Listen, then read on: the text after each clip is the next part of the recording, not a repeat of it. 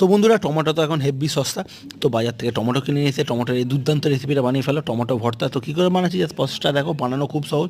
আমি এখানে 6 piece tomato নিয়েছি, মাঝখান থেকে টুকরো করে নিয়ে কড়াইতে তেল দিয়ে তেলটাকে গরম করে নিয়ে টমেটোর এক সাইডটাকে দিয়ে 2 থেকে 3 মিনিট মতো, তারপর আরেক সাইডকে উল্টে দিয়ে 2 থেকে 3 মিনিট মতো করে প্রথমে টমেটোটাকে ভালো করে সেদ্ধ করে নিতে হবে, মানে হালকা একটু ভাজা ভাজা হয়ে যাবে। তারপর 5 থেকে 6 কোয়া মতো রসুন নিয়ে রসুনটাকে ছাড়িয়ে রসুনটাকে ভেজে নিতে হবে। এখানে 2টো পেঁয়াজ আমি কুচিয়ে নিয়েছি, হাফ পেঁয়াজ আমি প্রথমে বেরেস্তা ভেজে নেবো, ভেজে নেওয়ার পরে আবার 2টো শুকনো লঙ্কা ভেজে নেবো, যেরকম ঝাল খাবে সেই অনুযায়ী।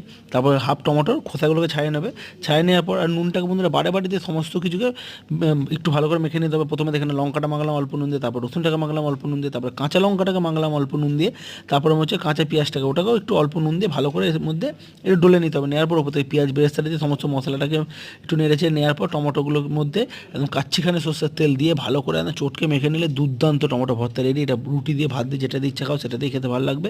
আর ভিডিওটা ভালো লাগলে অতি অবশ্যই আমার চ্যানেলটাকে লাইক